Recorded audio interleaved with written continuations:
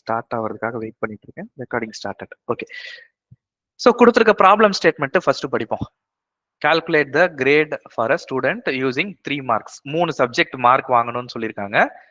The student has 100 mark in any one of the subject. Grade is A. 3 சப்ஜெக்ட்ல ஒரு சப்ஜெக்ட்ல mark 100 இருந்ததுன்னா A. அப்போ மீதி 2 சப்ஜெக்ட்ல என்ன மார்க் இருக்கலாம்?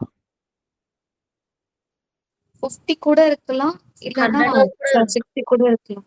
ஜீரோவா இருக்கலாமா? இருக்கலாம். இருக்கலாம். சோ எந்த மார்க் வேணா இருக்கலாம், பிரச்சனையே கிடையாது. எந்த மார்க் வேணா இருக்கலாம், ஜீரோ இருக்கலாம். சோ எந்த மார்க் வேணா இருக்கலாம், பிரச்சனையே கிடையாது. ஏன்னா ஒரு சப்ஜெக்ட்ல 100 மார்க் இருந்ததுன்னா கிரேட் ஏ. சோ ப்ராப்ளம் ஸ்டேட்மெண்ட்ல என்ன சொல்லியிருக்காங்கன்றத கிளியரா படிச்சுக்கணும். அடுத்து ஓகே, ஃபர்ஸ்ட் ஸ்டேட்மெண்ட் நமக்கு புரிஞ்சிருச்சு. அடுத்த ஸ்டேட்மெண்ட் என்ன சொல்றாங்க? If the student has 90 or above in any one subject, grade is B. ஏதாவது ஒரு சப்ஜெக்ட்ல 90 and above இருந்தா கிரேட் வந்து B.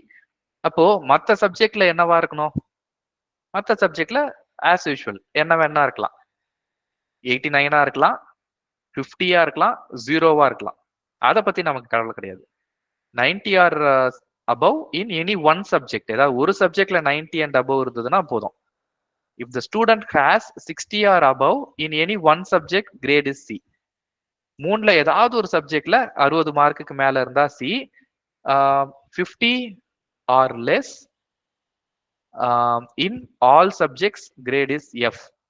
Otherwise D. எல்லா சப்ஜெக்ட்லயும் 50க்கு கீழே இருந்ததுன்னா கிரேட் வந்து F. In all other cases, grade வந்து D.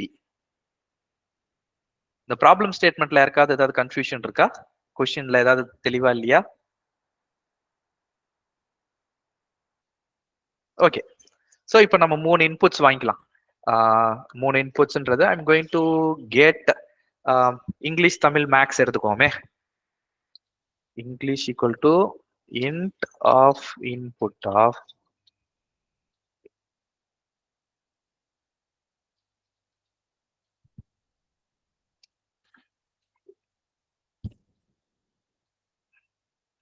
English, Tamil, maths. 3 subject mark வாங்கியாச்சு. இப்போ ஃபர்ஸ்ட் கண்டிஷன் வந்து என்ன சொல்றாங்க? ஏதாவது ஒரு சப்ஜெக்ட்ல 100 இருக்கணும். மற்ற சப்ஜெக்ட்ல என்ன இருக்கணும்ன்றது பிரச்சனை கிடையாது இல்லையா? சோ ஏதாவது ஒரு சப்ஜெக்ட்ல 3 சப்ஜெக்ட்ல ஏதாவது ஒண்ணு 100 இருக்கணும். அப்ப இந்த இடத்துல எந்த ஆபரேட்டர் யூஸ் பண்ணணும்? 3ல ஏதாவது ஒண்ணு உண்மையா இருக்கணும். ஆர் ஆபரேட்டர் இல்லையா? சோ 3மே உண்மையா இருக்கணும்னு அவசியம் கிடையாது. 3 சப்ஜெக்ட்ல ஏதோ ஒரு சப்ஜெக்ட்ல 100 இருக்கணும். அதுதான் உண்மையா இருக்கணும். ஏதோ ஒண்ணு. சோ அது இங்கிலீஷ்ல 100 இருக்கலாம். 3 சப்ஜெக்ட்ன்றது என்னது? இங்கிலீஷ், தமிழ், மேக்ஸ் வச்சிருக்கோம் இல்லையா? If the student has 100 marks in any one subject, grade is A. இத வேற மாதிரி எப்படி சொல்லலாம் அப்படின்னா, இங்கிலீஷ்ல 100 இருந்தாலோ, இல்ல தமிழ்ல 100 இருந்தாலோ, இல்லனா மேக்ஸ்ல 100 இருந்தாலோ ஏ கிரேடு. அப்படி சொல்லலாமா? இதே ஸ்டேட்மெண்ட் தான். அதான் நான் வேற மாதிரி சொல்றேன். இங்கிலீஷ்ல 100 இருந்தாலோ, இல்லனா தமிழ்ல 100 மார்க் இருந்தாலோ, இல்லனா மேக்ஸ்ல 100 மார்க் இருந்தாலோ கிரேட் வந்து ஏ. சோ ஆர் ஆபரேட்டர் யூஸ் பண்ணணும்ன்றது உங்களுக்கு எல்லாருக்கும் தெரிஞ்சிருக்கு இல்லையா? சோ இஃப் இங்கிலீஷ்ல 100 மார்க் இருந்தாலோ, இல்லனா that means or operator, or தமிழ்ல 100 மார்க் இருந்தாலோ, இல்லனா மேக்ஸ்ல 100 மார்க் இருந்தாலோ என்ன கிரேடு? ஏ கிரேட். ஏ கிரேட். ஓகே, இது ஃபர்ஸ்ட் லைனுக்கு முடிஞ்சிருச்சு. அடுத்தது, if the student has 90 or above in any one subject, grade is B. இந்த முன்னாடி சொன்ன சென்டென்ஸ் மாதிரி இதையும் நான் ரீஃப்ரேஸ் பண்ண போறேன். இப்போ இங்கிலீஷ் ஏதோ ஒரு சப்ஜெக்ட்ல 100 இருக்கு அப்படின்றத நான் இங்க எடுத்துட்டேன்.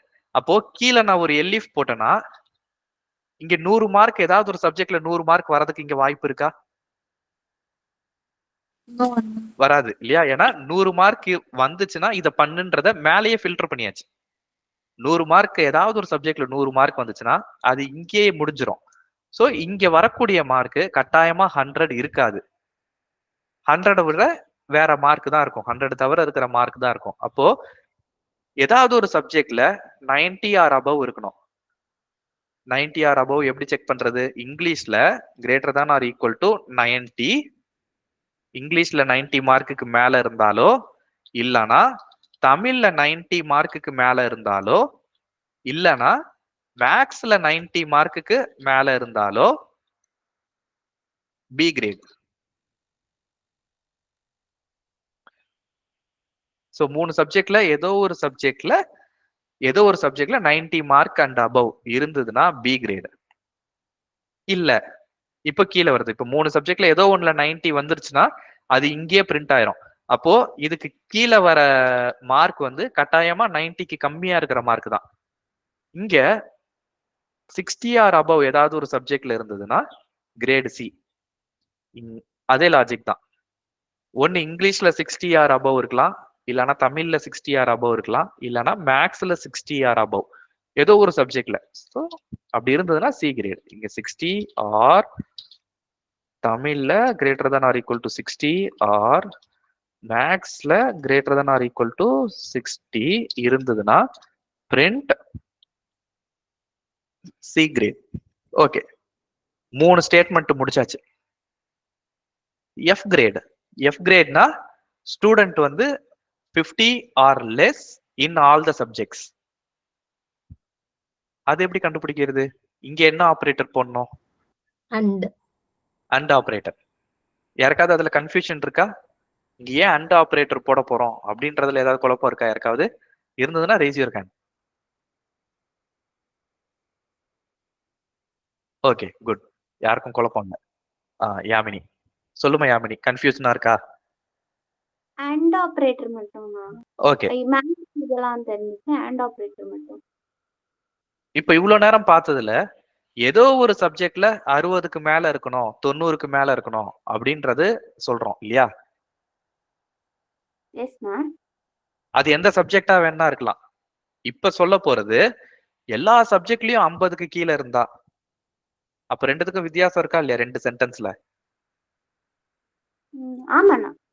சோ அப்போ எல்லா சப்ஜெக்ட்லயும் 50க்கு கீழே இருக்கணும் அப்படின்னா அந்த சென்டென்ஸை எப்படி நான் மாத்தி சொல்றது? இங்கிலீஷ்ல 50க்கு கீழே இருக்கணும், தமிழ்லயும் 50க்கு கீழே இருக்கணும், மேக்ஸ்லயும் 50க்கு கீழே இருக்கணும் இல்லையா? அப்ப இங்க அண்ட் ஆபரேட்டர். இங்கிலீஷ்ல 50க்கு கீழே இருக்கலாம், இல்லனா தமிழ்ல 50க்கு கீழே இருக்கலாம், இல்லனா மேக்ஸ்ல 50க்கு கீழே இருக்கலாம். அந்த 3ல ஏதோ ஒண்ணு இருக்கலாம் அப்படின்னா தட்ஸ் ஆர் ஆபரேட்டர். இப்ப நான் சொல்றது இங்கிலீஷ்ல 50க்கு கீழே இருக்கணும், தமிழ்லயும் 50 கீழே இருக்கணும், மேக்ஸ்லயும் 50 கீழே இருக்கணும். இந்த 3மே உண்மையா இருக்கணும். 3 சென்டென்ஸுமே ட்ரூவா இருக்கணும். 3 ஸ்டேட்மெண்ட்டும் ட்ரூவா இருக்கணும். அப்போ 3மே ட்ரூவா இருக்கணும் அப்படின்னா and operator. Right? So elif இங்கிலீஷ்ல என்ன சொல்லிருக்காங்க? 50 ஆர் லெஸ். சோ 50ம் inclusive. Less than or equal to 50. And தமிழ்ல less than or equal to 50. And maths இல்லையா? மேக்ஸ்லயும் less than or equal to 50 அப்படி இருந்ததுன்னா பிரிண்ட் எஃப் கிரேட்.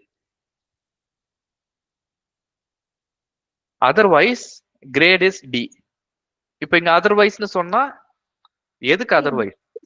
இதை தவிர, இந்த கண்டிஷன் தவிர எது வந்தாலும் கிரேட் டி.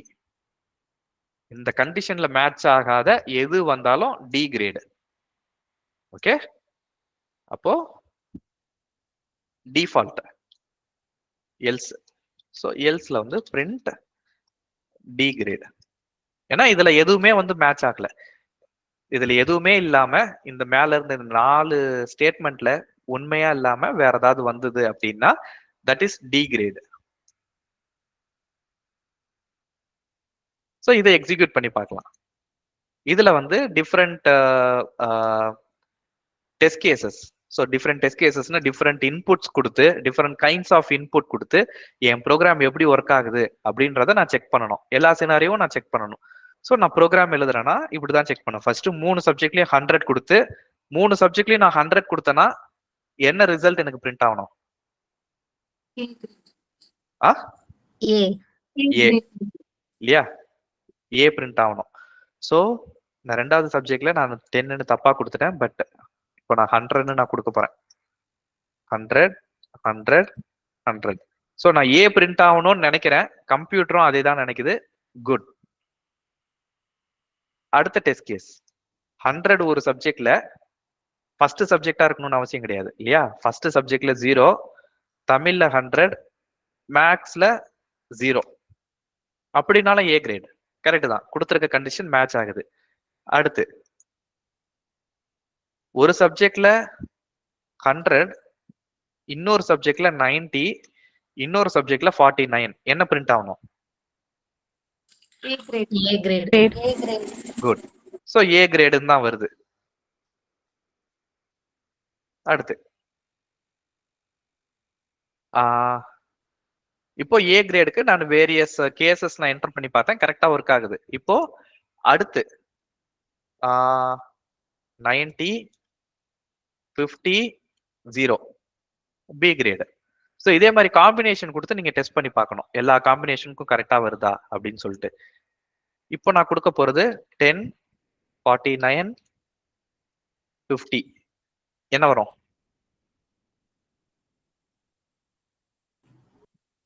F grade.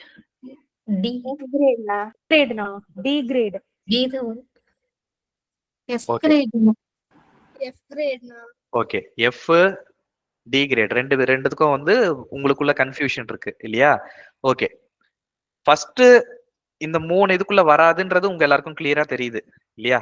யாருமே வந்து ஏபிசி சொல்லல. That means you all know that இந்த காம்பினேஷன் வந்து it does not fall under the first 3 if statements. அப்போ லாஸ்ட் 2ல தான் வந்து உங்களுக்கு கன்ஃபியூஷனா இருக்கு. ஓகே. இந்த வேல்யூவை நம்ம போட்டு பார்ப்போம். இங்கிலீஷ்ல வந்து மார்க் 10. 10 is lesser than 50யா? ட்ரூ. கரெக்டா? உண்மைதானே? ஆமாங்க. ஓகே. அப்போ அடுத்த ஸ்டேட்மெண்ட்டுக்கு போகுது. அண்ட் தமிழ்ல வந்து 49. 49 வந்து லெஸ் தென் 50யா? லெஸ் தான். ட்ரூ. அப்போ இந்த 2 ஸ்டேட்மெண்ட்டும் உண்மையாயிடுச்சு. அடுத்தது போகுது. மேக்ஸ்ல வந்து 50. 50 lesser than or equal to 50ன்றது உண்மையா? Yes na. எஃப் தான். ஓகே. அப்போ 3 கண்டிஷனும் உண்மையாகுது. கொடுத்திருக்க 3 கண்டிஷனும் உண்மை. அப்போ எஃப் தானே பிரிண்ட் ஆகும். டி எப்படி பிரிண்ட் ஆகும்? ஆனா இப்போ நீங்க அங்க ஆர்ன்னு கொடுத்திருந்தீங்கன்னா நமக்கு வந்து சாரி அண்ட் தென் கொடுத்ததுனால வந்துட்டு 3மே செக் பண்ணும். செக் ஆமா. பண்ணிச்சுன்னா எஃப் பிரிண்ட் ஆகும். நீங்க இங்க 10, 49, 15 கொடுத்தா டி தானே பிரிண்ட் ஆகும். இன்னொரு தடவை சொல்லுங்க. 10, 49, 10 வந்து கண்டிஷன் மெட் ஆகலனா எது மீட் ஆக எந்த கண்டிஷன் மீட் ஆகல? அவுட்புட் நீங்க கொடுத்திருக்கீங்களா? நான் இங்கிலீஷ் ஆமா. மார்க் ஆமா. 10 வந்து கண்டிஷன் மெட் ஆகல. ஃபோர்த் எல்எஃப்ல லைன் நம்பர் சொல்லுங்க. 17ஆ? லைன் நம்பர் 17 ஆமாங்கண்ணா. இங்கிலீஷ்ல லெஸர் தான் ஈக்குவல் டு 50. உண்மைதானே? 10 மார்க்ன்றது 50 விட கம்மி தானே? ஆமாமா சாரி ஓகேங்கண்ணா சாரி. ஓகே. சோ இங்க அண்டு வந்து எனக்கு தேவைன்றதுனால நான் போட்டிருக்கேன். 3மே உண்மையா இருக்கணும். அப்படி இருந்ததுன்னா எனக்கு எஃப் கிரேடுன்னு பிரிண்ட் ஆகணும். ஓகே. சோ இப்போ நான் என்டர் பண்ணனா எஃப் கிரேடு தான் பிரிண்ட் ஆகும். எஃப் பிரிண்ட் ஆகாம இருந்திருந்ததுன்னா ஏன் பிரிண்ட் ஆகலன்றத நம்ம டீபக் பண்ணி பார்த்திருக்கணும். சோ எஃப் கிரேட் வந்து பிரிண்ட் ஆகுது. இதுல யாருக்காவது ஏதாவது டவுட்ஸ் இருக்கா? No no. எஸ் அஸ்வினி. அண்ணா இப்ப வந்து 50க்கு கீழே எது கொடுத்தாலுமே அது லெஸ் தென் 50 தான். இப்ப வந்து நம்ம 0 கொடுத்தாலுமே அது லெஸ் தென் 50 தானே வரும். அப்ப வந்து நம்ம எஃப் கிரேட் தானே. இங்க எதுக்கு டி கிரேடுன்னு ஒண்ணு கொடுத்துருக்கோம்? ஓகே. 60 to 50 வேல்யூ போடுங்கண்ணா. அப்ப என்னது? 61ல இருந்து 49 வரைக்கும் நம்பர்ஸ் ஆமா. கொடுங்க. சோ 60ல இருந்து 49 இல்ல 51. 60 கூட கிடையாது. 59 வரைக்கும் தானே 59 வரும். 59 வரைக்கும். சோ இப்போ நான் 55, 59, 58, 51. ஓகே. 51. ஓகே 51 கொடுத்தோம்னா நமக்கு டி கிரேட் வரும். ஓகேவா? 51ல இருந்து 51 to 59. ஸோ இந்த இடத்துல வந்து என்ன அர்த்தம் அப்படின்னா நம்பர்ஸ் ஆர் பிட்வீன் 51 to 59. இந்த இடத்துல all subjects less than or okay இப்படி போடுறதுக்கு பதிலாக நான் பிளெயின் இங்கிலீஷ்ல 50 or less in all the subjects. இதுல ஆல் அப்படின்றது தான் ஹைலைட் பண்ணணும். All the subjects. Any of the subjects அப்படின்னா ஆர் ஆப்ரேட்டர் போடுவேன். ஆல் த சப்ஜெக்ட்ஸ் அப்போ அண்டு யூஸ் பண்ணணும் இல்லையா? இங்க வந்து 60 or above in any one subject. அதே மாதிரிதான் மற்றதுக்கும் 60 இங்க வந்து 100 இங்க வந்து 90 or above in any one subject. So இந்த மாதிரி உங்களுக்கு ப்ரோக்ராம் புரியாதப்போ கோடிங் கமெண்ட்ஸ் வந்து நீங்க பக்கத்துலேயே கொடுத்துக்கோங்க. கொடுத்துக்கிறது நாளை பின்ன இந்த ப்ரோக்ராம் நீங்க எடுத்து பார்க்கும் போது உங்களுக்கு அது ரொம்ப யூஸ்ஃபுல்லா இருக்கும். உங்க ஹோம்ஒர்க் பண்ணும்போது always questions should be at the top. எங்கெங்கெல்லாம் உங்களுக்கு கன்ஃபியூஸ் ஆகுதோ ஆட் கோடிங் கமெண்ட். எவ்ரி லைனுக்கு கமெண்ட் போடணுமான அவசியம் கிடையாது. இன்புட் ஸ்டேட்மெண்ட் எப்படி ஒர்க் ஆகுன்றது உங்க எல்லாருக்கும் தெரியும். அங்க கமெண்ட் கொடுக்கணுன்ற அவசியம் கிடையாது. பிரிண்ட் ஸ்டேட்மெண்ட் என்ன ஒர்க் ஆகுன்றது உங்களுக்கு தெரியும். அங்க கமெண்ட் கொடுக்க வேண்டிய அவசியம் கிடையாது. எந்த ஸ்டேட்மெண்ட்லாம் உங்களுக்கு கன்ஃபியூஸ் ஆகும் அப்படின்னு தெரியுதோ அதுக்கு வந்து கோடிங் கமெண்ட் கொடுத்துக்கோங்க. சரி, இந்த ப்ரோக்ராம்ல ஏதாவது கன்ஃபியூஷன் இருக்கா? ஏதாவது டவுட்ஸ் இருக்கா? இல்ல ma'am. All good. Okay, good. So I will